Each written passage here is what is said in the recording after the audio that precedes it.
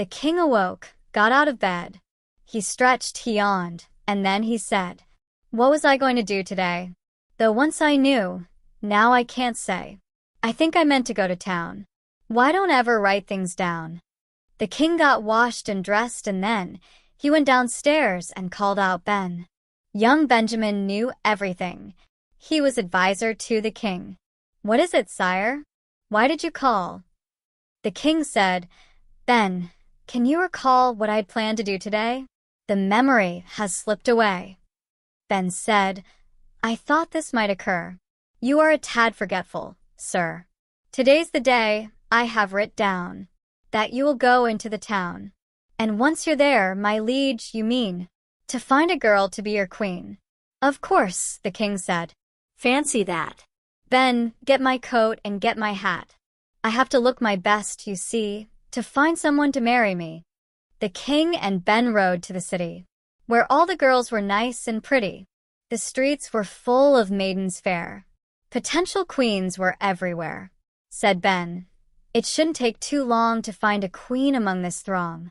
"'Tis true," the king said. "On my life, I'd like a cutie for my wife. But looks are not the only thing. A woman needs to please a king. The question I have in my mind is, are these ladies also kind?" Ben answered, "I see what you mean.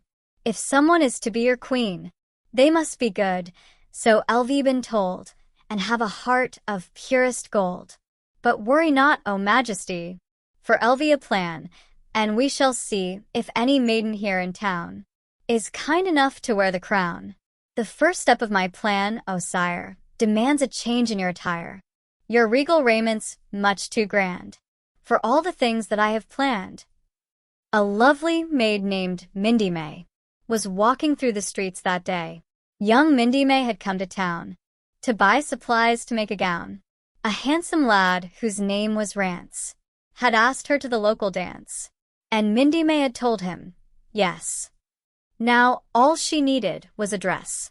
Her mum would make one, stitch by stitch. It didn't hurt that Rance was rich. She walked straight to the fabric store, but as she started through the door, she heard a voice say, "Pardon me." She turned around, and then did see a beggar dressed from head to toe, in rags that smelled like billy-o. "I hate to interrupt your day," the beggar said, "but if I may, I'm very poor. I'm hungry, too. So may I ask for help from you?" "No, you may not," said Mindy May. "Now leave me be. Please go away." The beggar sighed and turned his head. "Too bad. She was quite cute," he said. Of course, by now you'll have guessed that Mindy May had failed the test. In truth, that smelly beggar man was just a part of Ben's big plan.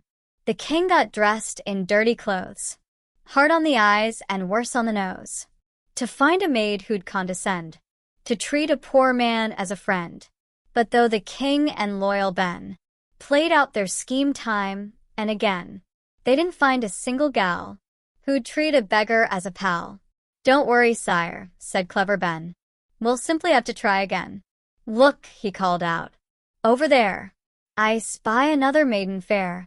The lady Ben had pointed out was fair, but kinda short and stout.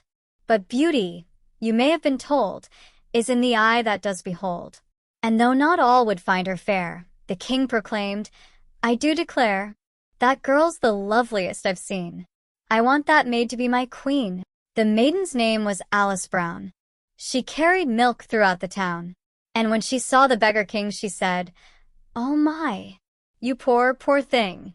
You look as if you've had it rough. I'm sorry life can be so tough, but you have found a friend in me. Here, take some milk. Go on. It's free." And that's the tale of Alice Brown, the former milkmaid of the town. And once the king and she were wed, she wore a crown upon her head, a crown she earned 'cause from the start she had the very kindest heart. I think the moral's pretty clear, but let me just repeat it here.